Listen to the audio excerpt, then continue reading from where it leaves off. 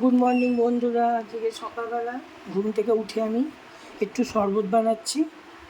ছাতু শরবতটা খেলে পেটে অনেকক্ষণ থাকে। আপনারা বাড়িতে করে বানিয়ে খাবেন। আমি 3 চামচ করে নিয়েছি, 2 গ্লাস বানাবো। তাতে জল দেবো।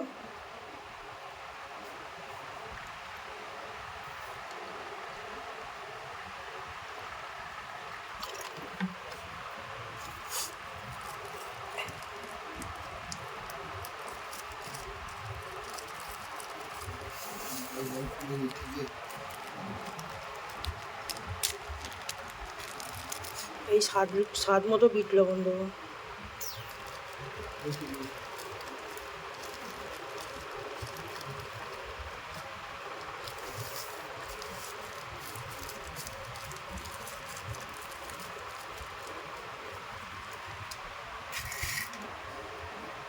এবার একে একে দেবো পেঁয়াজ কুচি, লঙ্কা কুচি, শসা কুচি, আর এদিকে হচ্ছে লেবু।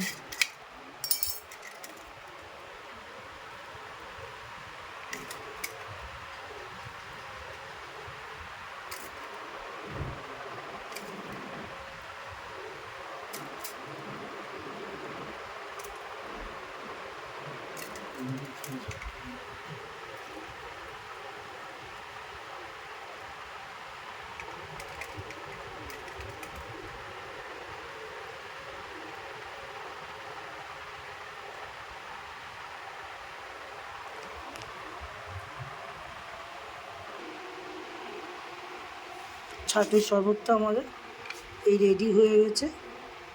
এবার খাবো। এটা সকালবেলা করে আপনারা খাবেন, পেটে অনেকক্ষণ থাকবে।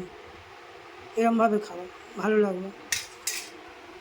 এই যে আমার ছাতুর শরবত রেডি হয়ে গেছে। কেমন হয়েছে আপনারা কমেন্ট করে আমাকে বলবেন।